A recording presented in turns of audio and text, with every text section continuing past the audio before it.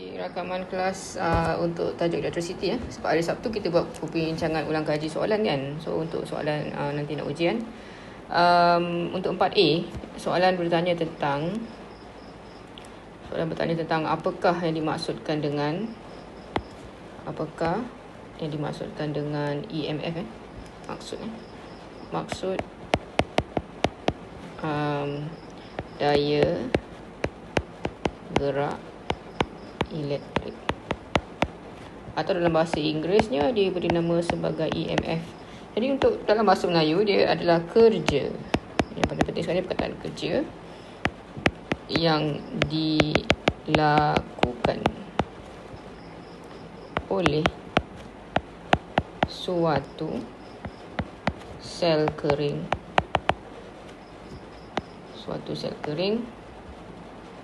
dalam menggerakkan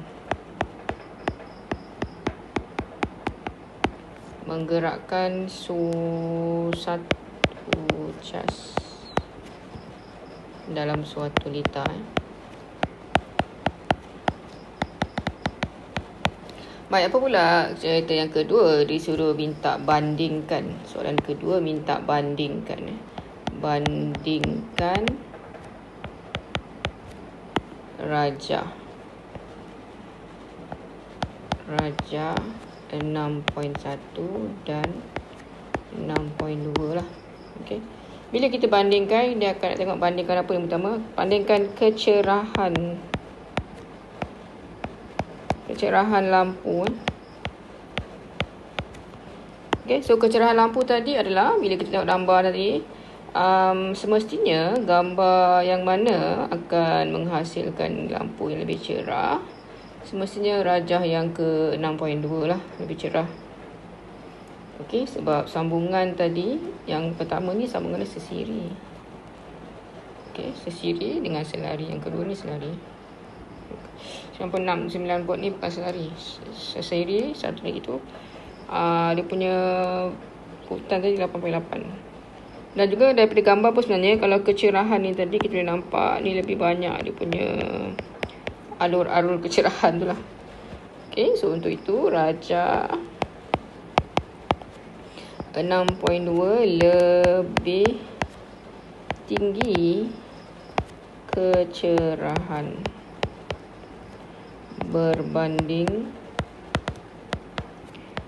Raja 6.1. Seterusnya compare bilangan EMF. Bila nak kira atau bandingkan EMF untuk sel tadi, sebab ni 9 volt, ni pun 9 volt, jadi dia adalah sama saja. Okey, dia nak bandingkan daya gerak elektrik tadi.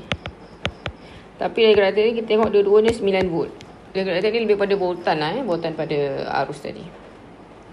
Seterusnya, kira ataupun bandingkan rintangan dalam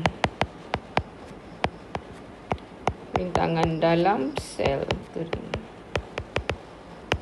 So, bila rintangan dalam, awak tengok 6.1 tadi.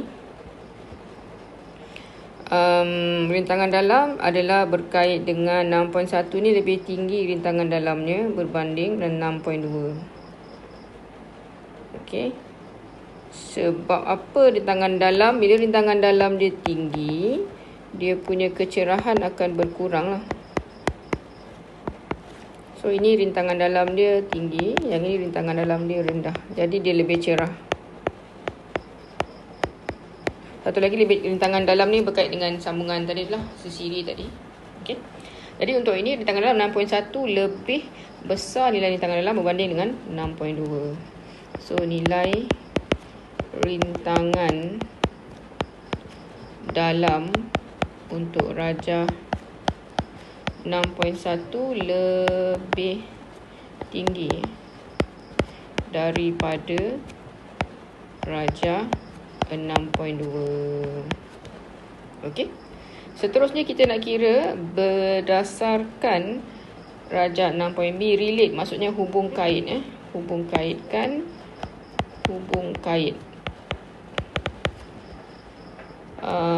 rintangan dalam hubung kait rintangan dalam dengan kecerahan. Untuk soalan pertama, hubung kait kecerahan mentol dengan rintangan dalam. Tadi kita dah bagi tahu bila kecerahan dia tinggi, rintangan dalamnya rendah. Okey, dia berkadar songsang. Boleh cakap berkadar songsang atau boleh juga bagi tahu rintangan dalam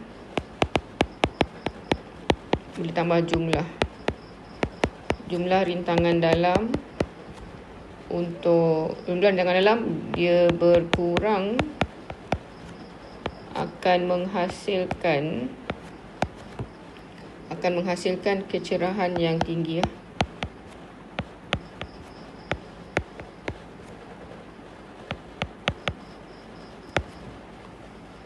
Okey, selesai soalan itu. Saya screenshot jawapan dulu. Kalau nak macam kena buat ulang kaji lah sikit. Okey, seterusnya sikit lagi. Bandingkan juga kecerahan tadi dengan arus yang mengalir. Jadi bila arus mengalir tadi, dia arus berkadar songsang juga. Jadi jumlah rintangan dalam yang tinggi akan menghasilkan nilai arus yang lebih kecil ataupun lebih rendah lah. Okay, Rajah menunjukkan 12 volt akumulator dengan rintangan dalam dia adalah 0.1. Akumulator itu digunakan untuk menghidupkan kereta. Akumulator ni digunakan untuk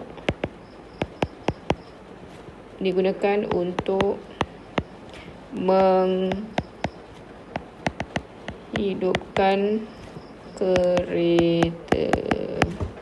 Okey, explain what dekat enjin. Kena terangkan mengapa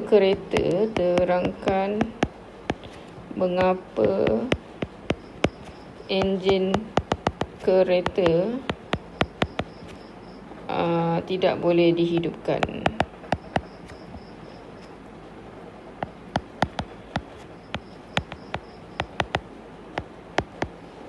Apabila akumulator tu digantikan dengan 8 sel kering 1.5 volt dengan rintangan dalam saya akan jadi 0.5. Tadi 0.1 kan dia jadi 0.5 ohm.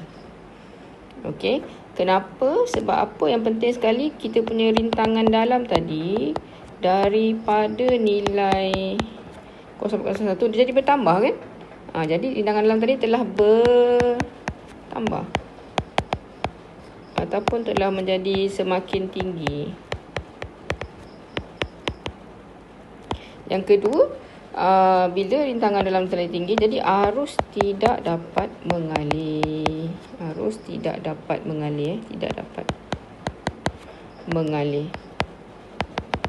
Atau ianya terlalu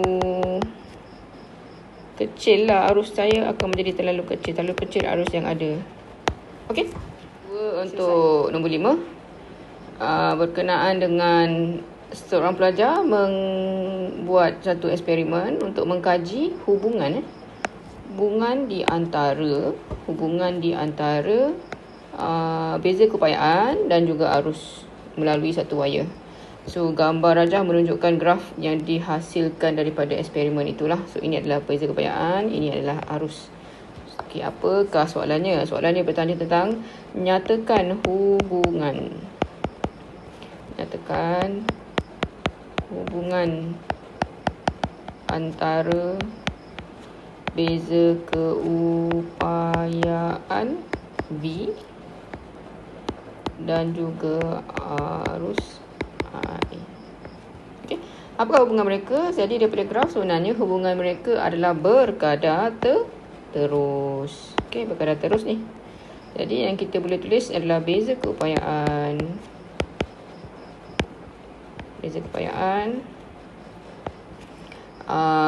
V berkadar terus dengan arus I. Okey, dia berkata terus. Nyatakan hukum. Jadi daripada sini soalannya adalah apakah hukum. So daripada sini hukum untuk V dengan I dia namanya adalah hukum Ohm.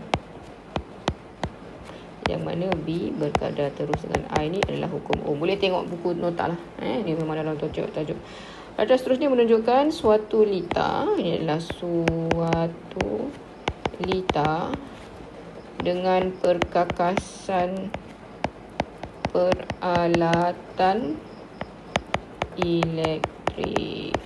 Okay, kita ada lampu, kita ada komputer, kita ada seterika, kita ada peti sejuk dan sumber bekalan kiswah kita adalah 240 volt. Ini rumah lah, standard rumah. Alright, so apa cerita dia? Okay, so apakah soalannya? Soalannya bertanya tentang rajah menunjukkan arus dan juga tenaga yang digunakan. Bukan arus, ini adalah kuasa. Kuasa, power ni kuasa dan juga penggunaan tenaga dalam satu hari lah. Okey, untuk setiap perkakasan. Jadi soalannya adalah kira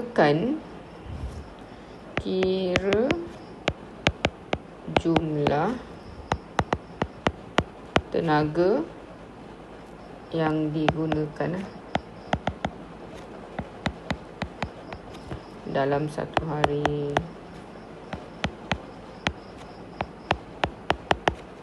Alright, boleh Okay, so sekarang kita nak kira lampu tambah dengan kiraan laptop tambah dengan seterika tambah dengan peti sejuk. Okay, so bila dia kira tentang energi adalah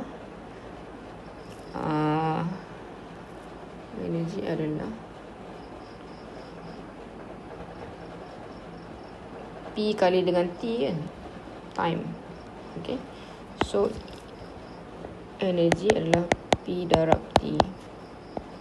So daripada power ni terus darab dengan time. Okay, tapi soalan ni nak dalam jam, tak apalah, so terus direct lah dengan jam, kilowatt per hour lah. So apa yang kita kira adalah lampu tadi 60.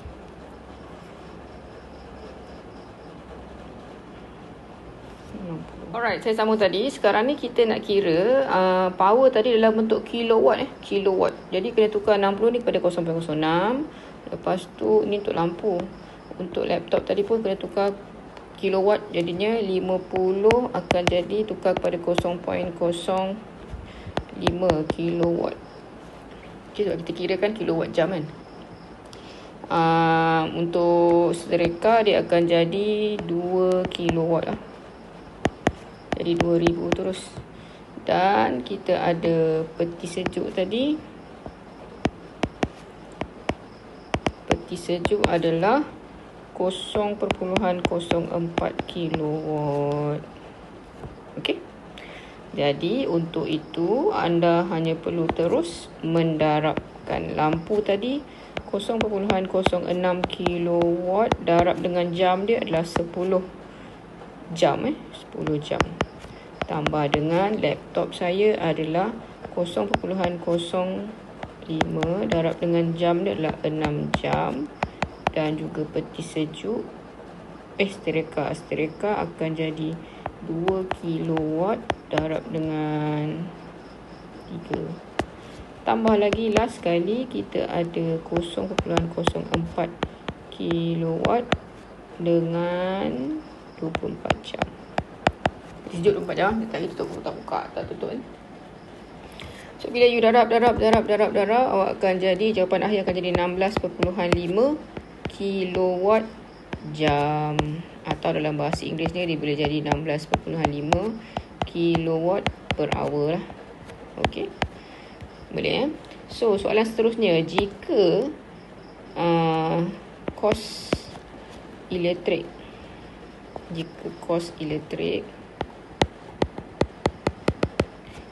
adalah sebanyak 0.218 setiap kilowatt jam.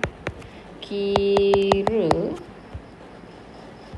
sebulan kira jumlah kos untuk tempoh sebulan means 30 hari. Okey. So apa yang kita buat tadi, kita dapat 16.5 kilowatt per jam kan.